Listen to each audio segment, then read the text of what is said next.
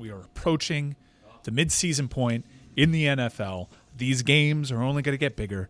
Tickets are only going to get more difficult to find. So why don't you take the guesswork out of buying NFL tickets with Game Time? Download the Game Time app, create an account, and use code Dan to get $20 off your first purchase. Terms apply. Swipe, tap, ticket, go. I don't know what defensive metrics Mike uses, but Greg Cody during the break was howling, yelling at everyone. The Colts allow the 6th fewest points in the league on defense. Points. I mean, but you can throw all over them, and they've been in advantageous positions, often controlling games. But, I mean, you're a fantasy savant there, Greg Cody. If you got a wide receiver, you're starting him against the Indianapolis Colts. I think that they're a team that is highly reliant on turning the ball over. We'll see if they can repeat that in the postseason. But I don't know if it's possible. This was a whole thing with Myles Garrett in the offseason when he was trying to leverage. Like, it was reported to be an impossible contract to move. But if there is a team that can make it work, that you could absolutely trust them if they get someone like Myles Garrett, and then all of a sudden you would see a huge change in their odds, it'd probably be Indianapolis. Yeah, I would just say that when you have that kind of a point differential and you get out to big leads like Indy has tended to do, the other teams are going to pass a lot, so the passing statistics are going to rise. You know, the yards against are very high, but I think that's a product of the way they win games. I think one of the things that happens with them is not unlike what happened with Houston and San Francisco this weekend, where San Francisco can't do anything because they don't have the ball. The Colts are controlling the games with their offense against everybody.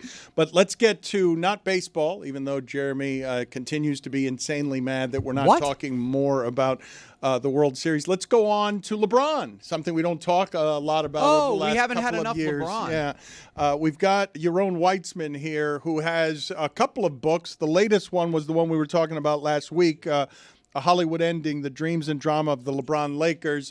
He began his career, this is an award-winning NBA writer, but he began his career by being the guy who brought Stephen A. Smith his cheese doodles. Like, that was the first job that he had, and he parlayed that into a book about the Lakers. A pretty good deal. Thank you, Yaron. Thank you for being on with us.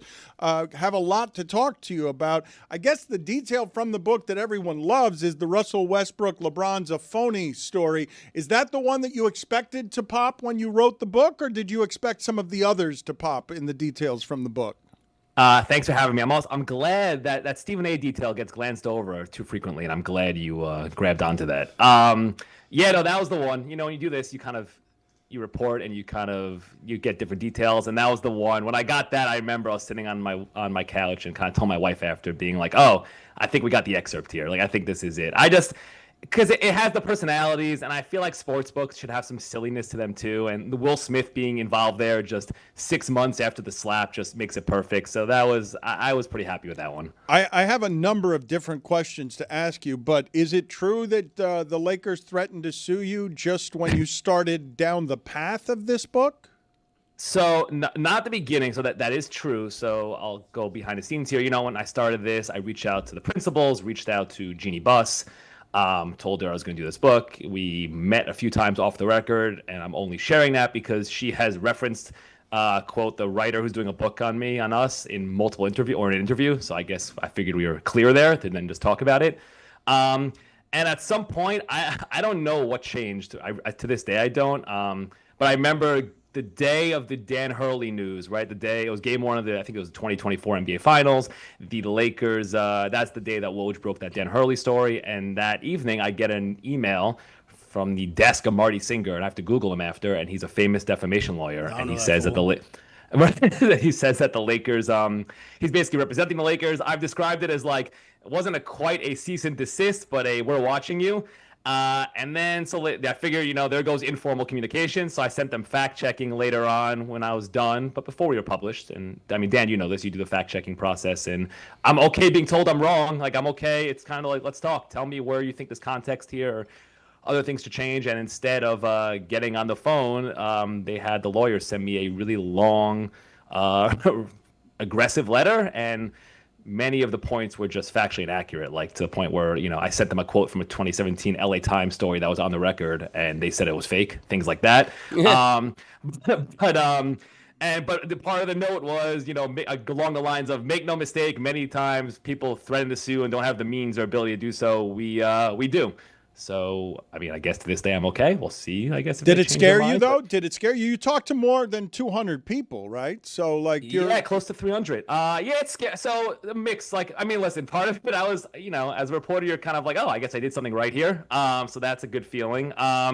It worried me a little bit. I think, the publisher covers it. I also, you go speak to individual lawyers. My publisher's lawyer was very excited. I think it's something, those guys are kind of used to doing more boring stuff. I think he was very excited to write his letter back to them to explain why they had no case. I had to tone down some of the language there at some points. It was, it was a little worrisome. The Lakers are powerful and they have lots of money, and I guess I don't, so that would be a problem.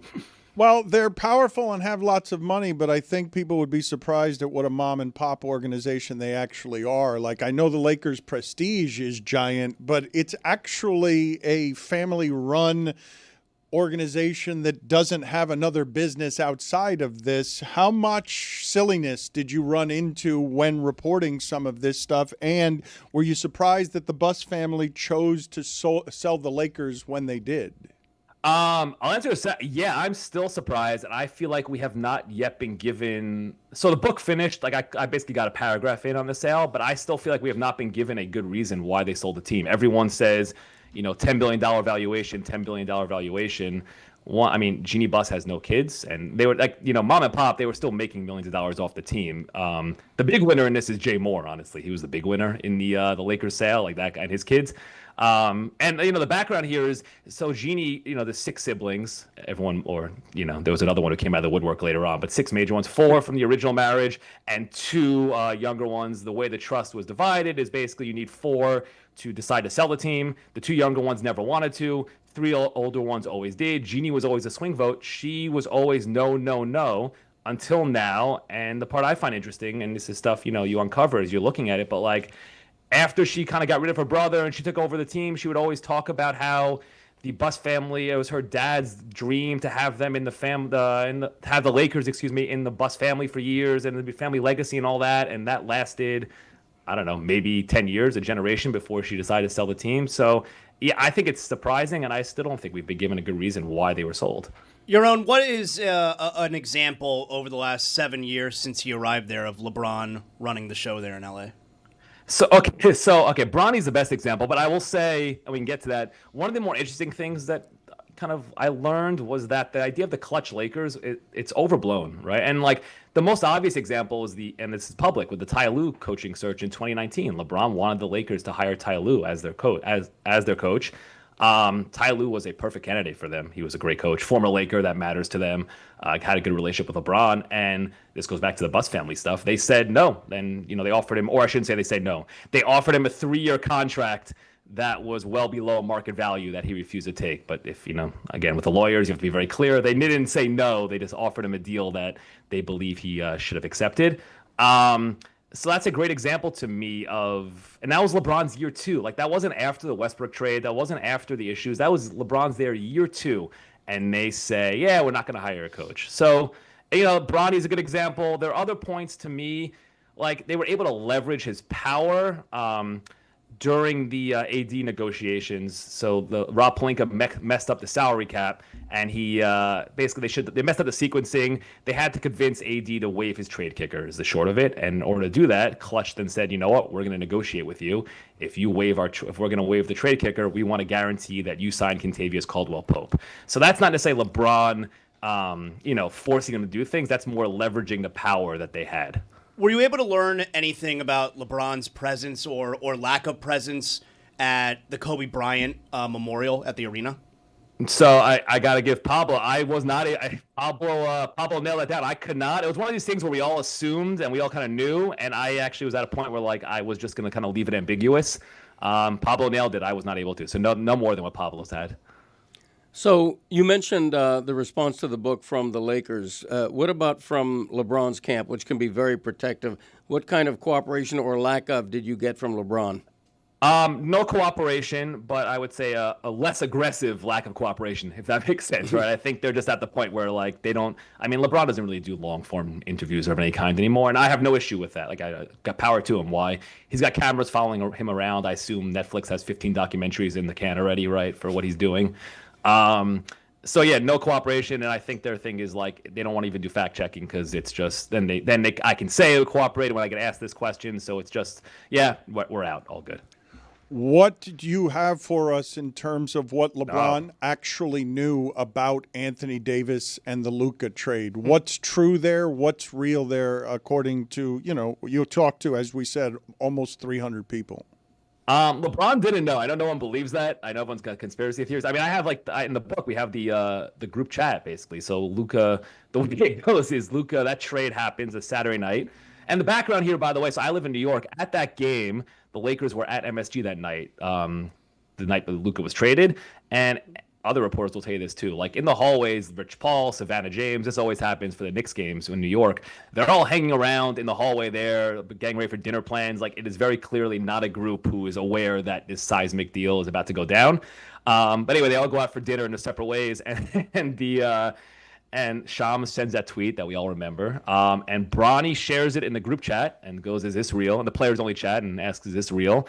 And AD goes, "Did these blank words just trade me?" And LeBron puts a WTF in there.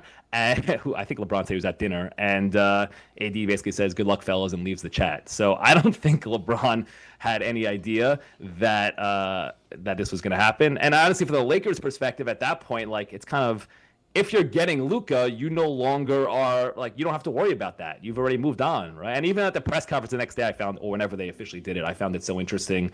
Rob Pelinka shouting out Luka's agent, Bill Duffy, and management. It was just like, it was a complete, we've moved on to a whole new group here. Well, if he doesn't know and no one believes that, then he's probably actually hurt by all of that, no? I would guess so. The only thing is, though, like, and he said it a few days later. He said if he was really upset, he could have waived his no trade clause, and I forget his exact quote, and gone out of there. Like I think Luka there's two parts to it, right? I think in terms of the basketball, I think Luka is one of these guys that other players respect, and LeBron has this real appreciation for. Remember, LeBron, when he was thinking about building out that his own line of the shoe company, like Luka was someone he targeted. So I think understanding that, like, Luka's better than AD. Everyone knew that. I do think, though, that, and we're seeing him deal with this, the idea of no longer having the power or control, I think that's something, and we're seeing him sort of deal with that now, like with his, he picks up the contract and the weird statement about I want to join a team that's winning, but then he's saying he's all happy, and just sort of the wavering we're seeing. So I think that would be sort of all connected to the losing control there. Where is the relationship now? Between LeBron and the Lakers? Yes. I would say I don't think so. Backing up, I think one interesting thing from the beginning is that when he first came, I think Jeannie Buss thought this was going to be like her version of Jerry Buss and Magic, right? And even she had the relationship with Kobe, and it was never that, even from the beginning. Just LeBron was cut differently, just didn't work. And again, the Westbrook trade really broke things, so we can talk about that if we want after. Where it's right now, I mean, I think you saw during media day or whatever, Rob Pelinka was asked about, like, would you get, I forget the exact phrasing, but would you give LeBron another contract? And his answer was along the lines of, I think he said, we'd love to see LeBron finish his story here, which is really a non-answer. And I keep joking, like, parentheses, and we hope that story ends now, right after this year. Like, it's just a non-answer. So I think that kind of summarized it. Like, it's the Lakers, they're fine, but this is not like they are no longer deferring to him. It's very clear. And the JJ, like, all these hires were part of that too. Like, everyone forgets, before the Luka trade, they were really signaling this idea that we are changing our ways. Like, if you listen to the JJ Redick press conference, it's fascinating to go back to. They're talking about player development, the need of changing your ways in the second apron. They were talking about, like, they were going to make some player development app, which I don't know, we should look into if they ever did that. Like, this was a whole different ethos that the Lakers were preaching. Then Luka falls into their lap and things change. But I think they were sort of on their way to moving on from LeBron. What did you learn about the relationship with him, the team, Bronny, last year that we didn't know? Bronny, I mean, I don't know if it's not you didn't know. It's to me, it's been interesting that Bronny he's faded into the background, and I think that's a testament to everyone likes Bronny. Like it sounds simple, but Bronny, by all accounts, is a really good kid and works hard and just kind of understands his place and is not anyone's face. And it's nothing you didn't know, but I think it's just like he's just another one of the players. I mean, you see it now even. It kind of feels like just another 10th man, which is weird considering, or I should say 12th man or maybe 13th. But it's weird considering where we were at before the draft last year. You also said, though, that Pelinka, when you say Pelinka gave a non-answer, Pelinka also did say LeBron deserves the ending that he wants. He did say that. And I know the Kraft said that with Tom Brady as well. Maybe it's just a thing you have to say. But this has been frayed for how long? You said Westbrook broke things. He wanted Kyrie Irving, too, right? LeBron wanted Kyrie Irving? Yeah, LeBron wanted Kyrie Irving, and that was the background to like in that Will Smith story with Westbrook getting angry at LeBron. The idea being LeBron going everywhere saying, "I want Kyrie Irving," and for salary cap, like the only way that could have worked through a salary cap was by giving up Westbrook. So everyone understood that. After the Westbrook trade, like basically became everyone blame each other, right? Everyone blame each other. This was his fault. This was his fault. They did it. It was their idea. And you see like all the passive aggressive tweets would pick up after that. In terms of Pelinka, you were asking, like, yeah, he said that. Pelinka also has a reputation for, how do you phrase this? The things he says are not always carried through. How about that, right? So there's a reputation there. How do you phrase this? Okay, so the Pelinka's words don't matter is what you're saying. That's a good way. How'd I do? Did I do okay? Yeah, okay, so, all right. No, yeah, well, Pelinka said something, and it doesn't matter what Pelinka says because the words don't mean anything. Can you give us your top 5 biggest revelations or holy shit moments from the book without ruining? The name of the book, again, A Hollywood Ending, The Dreams and Drama of the LeBron Lakers. Number 5, please. And no all eyes. All right, I'm disappointed. Okay. Okay. Yeah. No. Well, you decide that. No, this guy gets the show. Get to decide. You get to decide that. Would you like some OLIs outside looking? Sure, we can do. Yeah, we can do a couple if that's okay with you. Yes, please. Yeah, so, we got one OLI, is that when Anthony Davis first arrived in L.A., the coaching staff was so concerned about his willingness to play through pain that staffers were informed to keep drills light during warm-ups out of fear he'd get nicked up and then take off time. Look at Zaz. Very good. What a league. Zaz likes that one. Zaz likes this list. I do like it. I like it a lot. If that's an OLI, look at the smile. Zaz is radiant over here. Okay, another OLI. Yeah. So if you remember, Jeannie took the team from her brother Jim, right? People might remember there's all this infighting. The brothers tried orchestrating this boardroom coup. One of the reasons Jeannie was successful there is that her lawyer discovered that Jim owed lots of money to lots of people, including loan sharks, and they threatened to make this public if he didn't sign over whatever they wanted. Woo! Those are OLIs. Those are good OLIs. Look at Zaslow. Zaslow looking post-coital over here. I love good NBA controversy. It's good. Another OLI, or were you in the top? No, this is a quick OLI, but I have to throw us in here. Not a single Lakers beat writer for a Main Street outlet has acknowledged in public that this book exists. We can move on to number 5 after. That's fine. Wow. Why is that? What's happening there? What's happening there? I don't know. That's for you guys to connect the dots. I just figured I'd share that, Okay. Now, Dan, this is number 5. This is going to help an old take of yours age pretty well, I think, okay? So, and this was a once controversial take, but when Magic was the team president, I'm going to read this. The sounds of daytime TV shows like Judge Mathis, the Andy Griffith Show spin-off Mayberry RFD, and everyone's favorite Family Feud were often heard coming from inside his office during the day. He didn't work very hard. He did not. That's okay, we talked about Rob Pelinka, so his reputation. So when Luke Walton was the head coach, he became so untrustworthy of Pelinka, thinking that they would agree to things and then Pelinka would say something else in another meeting, that anytime he met with Pelinka, he would insist that a third person would come to make sure that there was basically a witness. That someone told me, as a member of the coaching staff, quote, he kept feeling like he and Rob would discuss something and agree, and then Rob would go off in a completely different direction. I'm gonna add 2 more quickly on Pelinka here. Once he misquoted the Bible. He likes to think of himself as a Bible quoter. He would say, this hits if you see my name, you'll know my background, but he talks about manna coming down from heaven. He quotes it from the book of Genesis, except there is no manna in the book of Genesis. There's about 3 or 4 other books, but not in that one. And Frank Vogel found out he was fired via a Woj tweet after a game. They were sitting that final game where he gets fired. He's sitting around. He looks at his phone and goes, "Well, Woj just tweeted that I don't have a bleeping job anymore." So that's all Rob Pelinka. We can put this sound out. Yeah. Number 3, Lakers party habits. Okay, so when Lakers players would go out to the clubs, Rajon Rondo would bring his iPad and watch film in a booth out there. Connected, LeBron, when he would run a party, guests were required to sign NDAs. Also connected, Jared Dudley, who sort of would organize the parties, was known for being able to get hundreds of women to show up. And one player, Troy Daniels, told me a story that he went out once with Kyle Kuzma. They go out for a bunch. Lil Dicky, other famous people there. He wakes up the next morning into a text from Kuzma saying, "Welcome to Kuz World." Okay. There was that. And then, so I had number 2 was the, we'll skip number 2 because we had the group chat. So we'll go straight to number 1. During the AD negotiations, the original AD negotiations in 2019, the Pelicans front office at one point was under the impression that Rob Pelinka did not know what pick swaps were. That's really good. It's in the name. Awesome. So yeah, it is in the name. So and then maybe because again, serious journalists, let me make clear. So I have the Lakers statement, response to this quote: "To make it appear that Jeannie or Rob does not understand." Sorry, because it was about Rob explaining to Jeannie. I'll give the background here. Basically, Rob would say to David Griffin in negotiations, "Jeannie Buss doesn't know what pick swaps are," and David Griffin said, "Well, why don't you explain it to her?" And he said, "Well, how would you explain it to her?" So this story was then relayed to the Pelicans front office. They took it as Rob Pelinka saying, "My friend doesn't know how to do this." So this story is shared. This story I know is what shared. pick No, I get it. swaps Explain are. it to Roy. That's amazing. So this story is then, in the fact-checking process, this was the Lakers' response, quote: "To make it appear that Jeannie does not understand basketball and that she needs mansplaining to inform her about pick swaps is false and outrageous.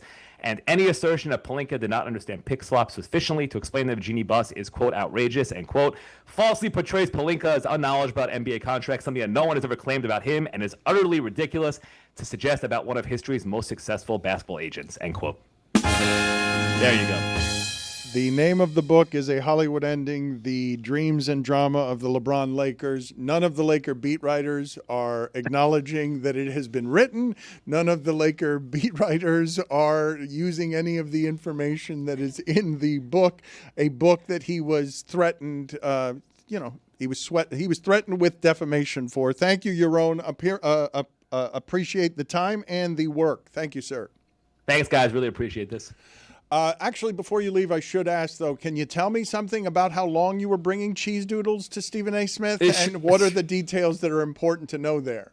I will tell you. So this was around 20. This is like when Stephen A. I live in New York. This is ESPN Radio. So this is when his the beginning of the comeback, right? He was kind of making his way back to ESPN. So he was hosting a radio show there.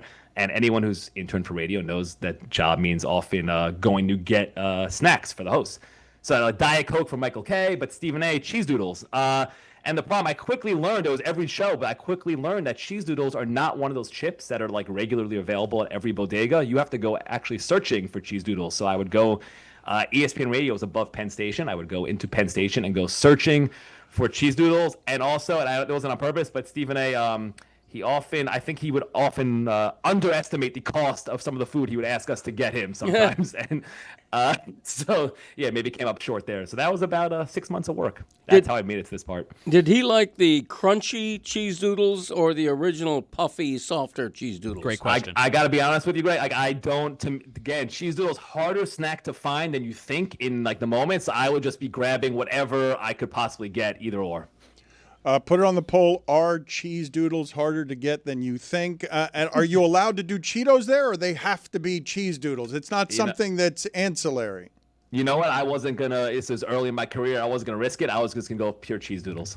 Thank you. I appreciate all the answers. Also, I wish I had interns like that. I don't believe there's been anyone around here who's ever brought me snacks. You do. I've gotten you chicken wings. Chicken wings, dude. I used to get you pollo chicken wings. What? Coffee. Whoa, get out of town. Coffee. What kind of revision is Remember this? those little chicken kidding me? wings Pollo had? I used to, those when I are was good. sitting in the Those corner, are I would go good. get like Those are 20 good. of them. Those The are hell good. you talking about, Did you dude? forget $7.90? What?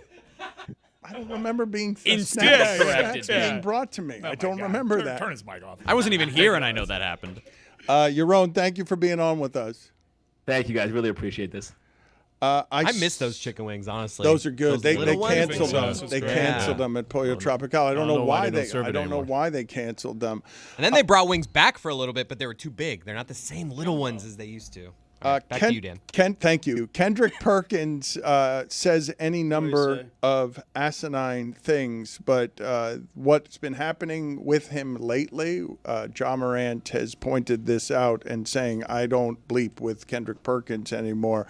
But Kendrick Perkins says that Ja Morant should thank him personally, Kendrick Perkins, for bringing ESPN's attention to Ja Morant. That Kendrick Perkins is like he gave him tough love. No, not tough love. No. He is saying that ESPN recognizes Ja Morant because of Kendrick Perkins. That Kendrick Perkins and ESPN went to Memphis to cover Ja Morant. He did this on a podcast with Zach Randolph and Tony Allen. He evidently Kendrick Perkins. What is that podcast called? Just by curiosity, please. I don't know the name. I just saw the video of the two of them. Grindhouse is something. Give me something. I don't know the name of the podcast. I'll find it out. Unfortunately, thank you though for looking that up. The absurdity of the claim though is that ESPN wouldn't have covered Out the mud. That you would have absolutely gotten me with. Damn. That's a fake podcast if you had said Damn. Out the Mud with Tony Allen and Zach Randolph. The claim though by Kendrick Perkins, do any of you object to the idea of Kendrick Perkins being on television only because he says things like that? No, he's become like. I think he's more famous for his television career at this point. 100%. Like I know most people know him from just saying stuff on TV, and I like it. He says funny stuff. He says funny stuff. Like We requested him. ESPN's NBA coverage is interesting, and I think now that you have more things to compare it to, you try to figure out where ESPN is. ESPN's got the best studio show of all time. Well, no, I understand that, but the rest of their coverage, and I mean historically too, Kendrick Perkins was like at least one of the more consistent parts of that. Kendrick Perkins told Elle Duncan on television the other day, "Why would you need an aspirin when you could have a perk?" Wow, man. And then he leaned back. He did like a mic drop lean back. He's You got to have a Kendrick Perkins, you know. As long as it's not Tylenol. Every network needs one. Guys, is LeBron a top 5 athlete even in Los Angeles right now? Is he a top 5 Laker? Well, yeah. I mean, like, I'm talking about actively. All right, so Shohei Ohtani. Well, here we go. I put Yamamoto. together a list. Well, wait a minute. Wait. You said, yeah, Jeremy, top 5 Laker of all time. You're going to go Kareem? I'm sorry. I thought you meant actively right now because I knew Mike was going Los Angeles generally right now. All time, you're right. I'm not sure he is a top 5, right? Because obviously Kobe, Kareem. I mean, there's several other guys. Put Shaq over Shaq him. would Magic. go over him. Magic. Magic. Yeah. Robert Ory. Yeah. Noted underachiever Shaq. I think LeBron might make it as number 5 on the list of top 5 Lakers of all time. But what is your top 5 list of So Los this was- Angeles athletes? Current. Like How what good you're they are doing today. right now. I understand in terms of fame, only Ohtani could probably argue that on a global scale. But I mean, actively good right now. As we know, LeBron is presently out with sciatica. So this was an interesting list to put together. See how he sits on the bench, by the way, looking like a gargoyle. OLI, Kelsey Plum. Hold on, though, Mike. I need to understand the list because LeBron James statistically last year was still one of the 10 best players in the NBA statistically. And statistically, Kelsey Plum is among the league leaders in scoring. And that's why I'm she's OLI. I'm not objecting to Plum. I'm objecting to the idea that you're saying that LeBron isn't one of the best athletes in Los Angeles right now. Am I? When he was still a top 10 player Am I? last year. You're objecting to the OLI. We don't even know where this movie's going, pal. The horse before the cart. Yeah, Wait. the baby cart. Before the baby cart. OLI, Adrian Kempe. Presently top 10 in the league in points in the NHL. He did the horns down celebration, even though that wasn't Austin. It was Dallas, but whatever. Still Texas. Now, this was the toughest debate that I had. Justin Herbert, OLI. You don't even mean that. Yeah, he's never won anything. You don't even mean that yourself. This was the single toughest decision because this is the final OLI before we crack our top 5. Matthew Stafford. Those guys aren't even the top 5? No. Number 5, LeBron James. Number 4. Is everybody okay with this? Dan? So far. Well, you good? I misunderstood because I thought you were saying all of these people were better than LeBron James. No. Only now, henceforth, the names that you're hearing right now are So you asked, actively is he better at even- their sport. You asked, is he even top 5? But you know the answers to your question. Yes, that's right. Well, I was to do this thought exercise. He's number Interesting. 5. Number 4. I'm going to piss you guys off with this one, but it's accurate. Dennis Bowenaga, LAFC. A tremendous player. Yeah, The second top and 3 third player. for it. Yeah. Top 3 player in the league. Is LeBron a top 3 player in his league? No. I mean, he's top 10. Golden boot That's runner-up. not Not 3. three. That's not 3. That's not 3. He's not as good as Dennis Bowenaga is at soccer right now. Probably around 6, 7. All right. Oh! All right, so the joke's officially dead. All right, number 3. This one was tough because you can make an argument he's not the most talented player or best player on his own team, but Dan says you only need to have his hands open. It's Puka Nacua. All right. Number 2 is Luka. And number 1 is the guy that's towing the slab today for the Dodgers, Shohei Ohtani. I'm willing to actually entertain the idea that Jeremy threw at us earlier in the show. 6'7's dead.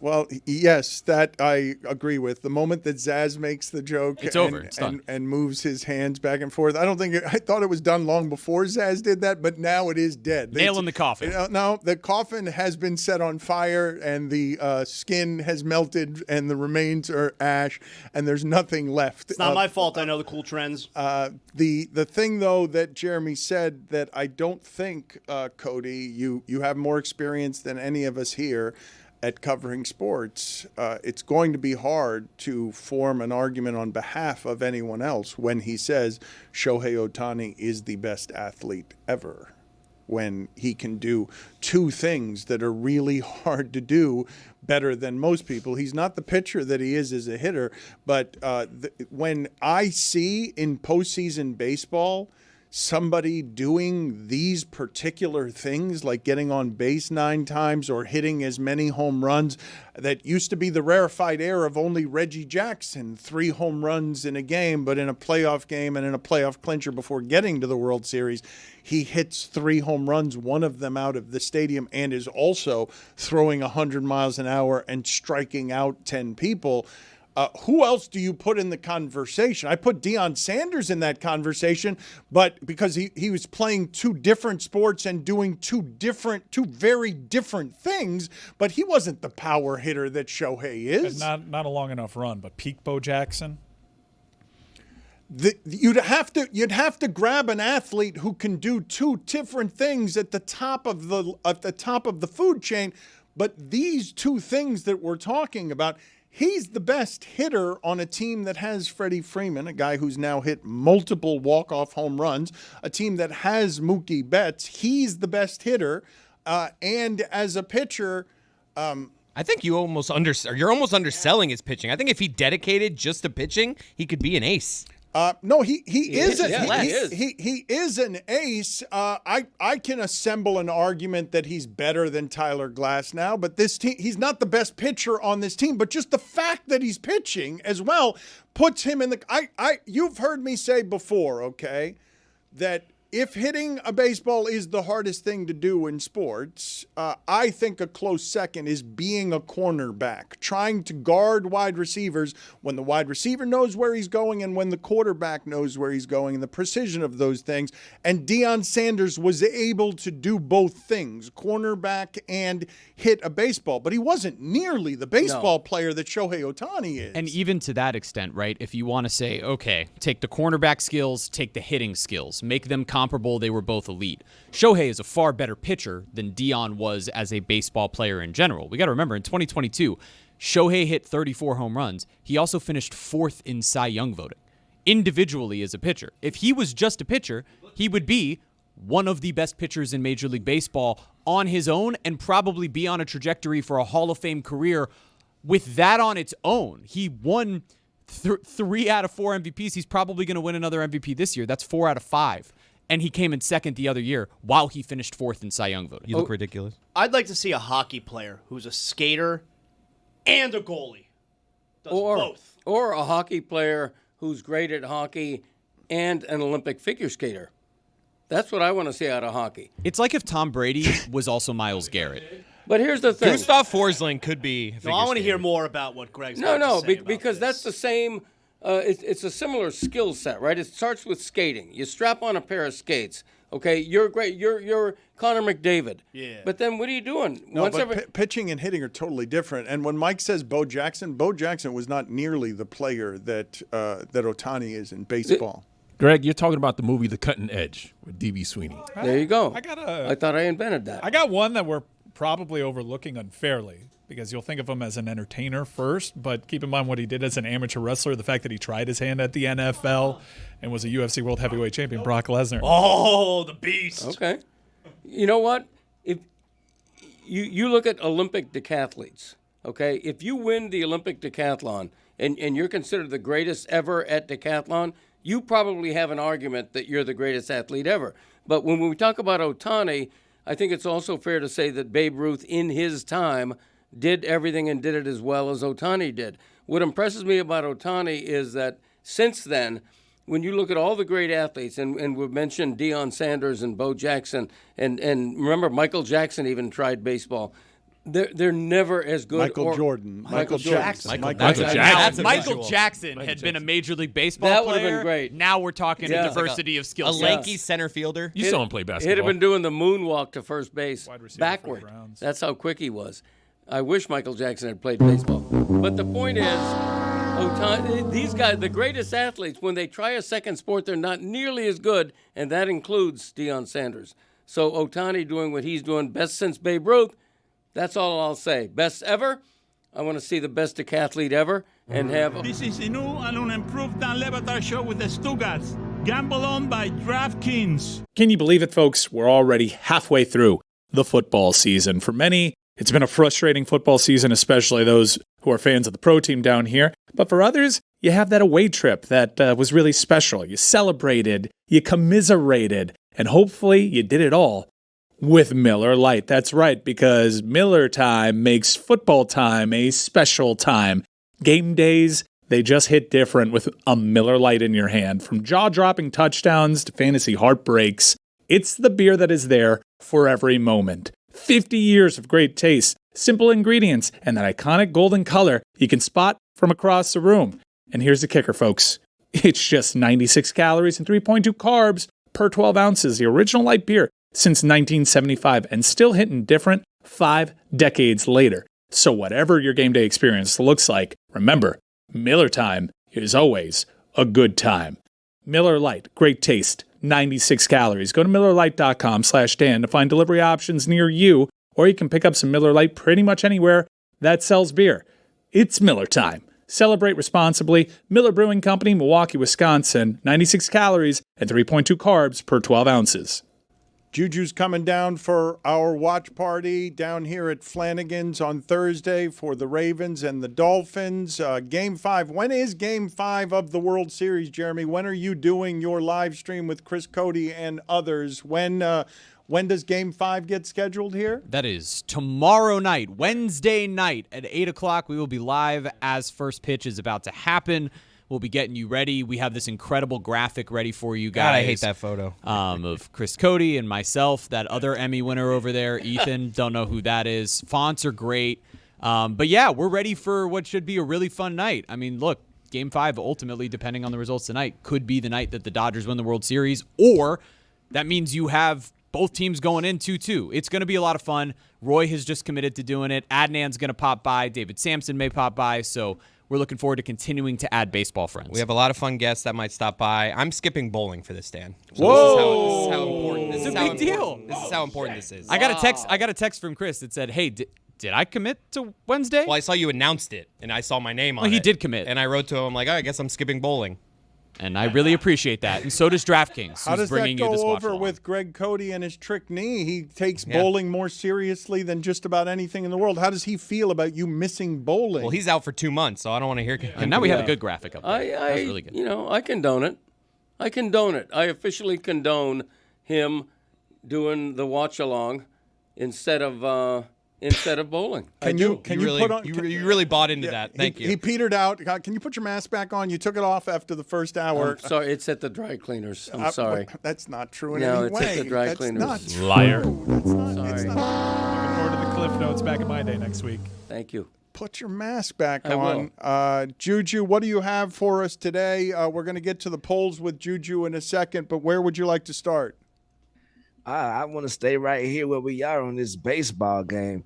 Contrary to, the stereotypes, I actually watched the entire game last night. I was up to the break of dawn, and I got a couple notes. Number one, Alejandro Kirk is a beast.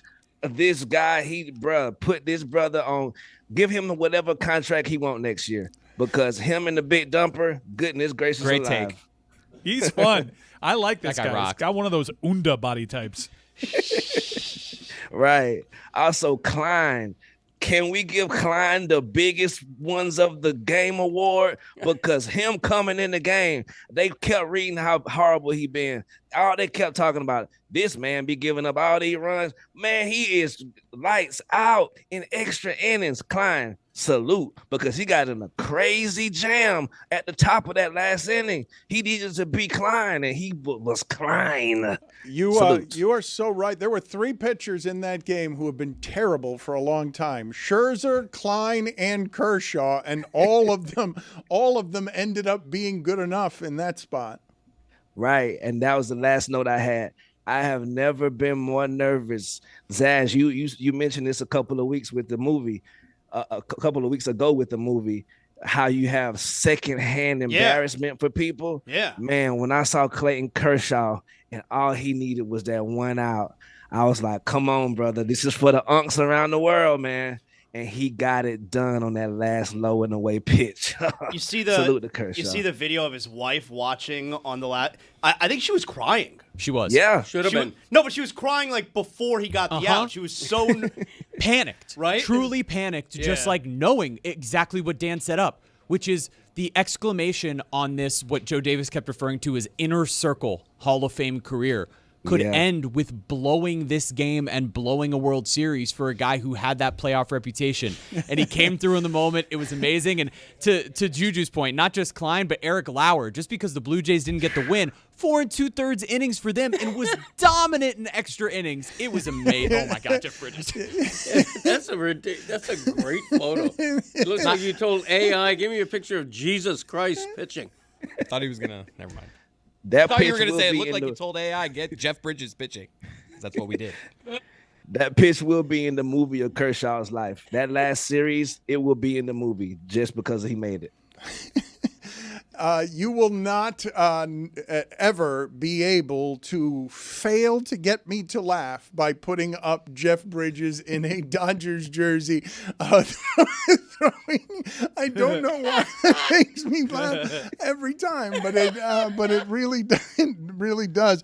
Before we get to polls, before we get to listener comments, can we get to transactions that people in sports would love to have a mulligan on? Do you have an assortment of choices here that you can help me with, Juju? I know this is difficult to throw at you, but you're pretty good library off the top of your head. What do you have for us here? Yes, sir. Off the dome, whenever Zaz mentioned it earlier as well, the Vikings had Sam Darnold and Daniel Jones last year. What in the hell? I know they want that mulligan. So, yeah, it made me think of this. Okay, first of all, OLI, the Bills trading their pick so that the Chiefs can draft Xavier Worthy. I mean, why would we want to help them ever? They're the dark people. They're the Darth Vaders of the world. There we go. Number 10, Markelle Fultz over Jason Tatum. Get out of here. Also, half of number 10, Ben Simmons over Jaylen Brown. Number 9, this never happened, so don't look for it on the internet. Dwayne Wade to Cleveland. Sorry, what? Exactly. Never happened. Like Rocky V. No- Anyone else Number 8. confused still when they see D Wade in the box score for the present It's Cavaliers? always Dean insane. Wade. Yeah. Number 8, the Cardinals take Josh Rosen over Lamar Jackson. Damn. Number 7, the Los Angeles Lakers trade for Luka Doncic. So the Mavs want the mulligan on that one, right? Oh, yeah. I'm pretty sure if Nico had a crystal ball, salute to Mario, he would definitely do things slightly different than he done it. Got Cooper Flag. Hold the phone. Also, yeah, right quick, since you said that, since Tony wants his credit for takes, I want to take this to the bank as well. VJ Edgecombe, Rookie of the Year, 100%. As well as, you feel me? And as well as the Bills will be way better on third downs once we get Brian Robertson Jr. and we start involving James Cook in the passing game. A couple of dump downs every now and then. Neither here nor there. Number 6, the Magic traded Chris Webber for Scott Skiles. I have no recollection of that. Look it up in the history books.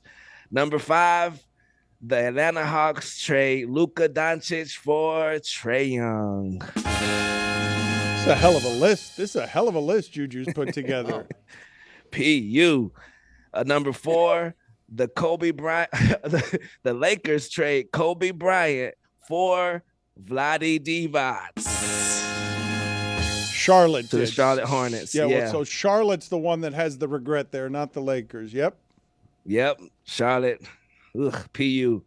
Number 3, the Portland Trailblazers draft Sam Bowie instead of Michael Jeffrey Jordan. You got 2 better than that. Yeah. Number 2, the Boston Red Sox trade Babe Ruth for a musical and cash to the Yankees. That is better than that. You got 1 better than that? Yes. The worst transaction in the history of sports. The Jets pick Zach Wilson over Jamar Chase, Pat Surtain, Penei Sewell, Michael Parsons, Devontae Smith, Jalen Waddle, Kyle Pitts, Javonte Williams, Nico Collins, Amon-Ra St. Brown, and 2-time Super Bowl champion Kadarius Toney.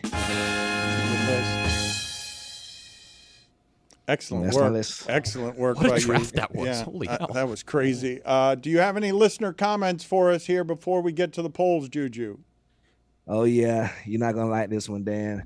So you was mentioning earlier in the show about how when you wear a costume, after the show, you have a headache and you don't even know what life is anymore.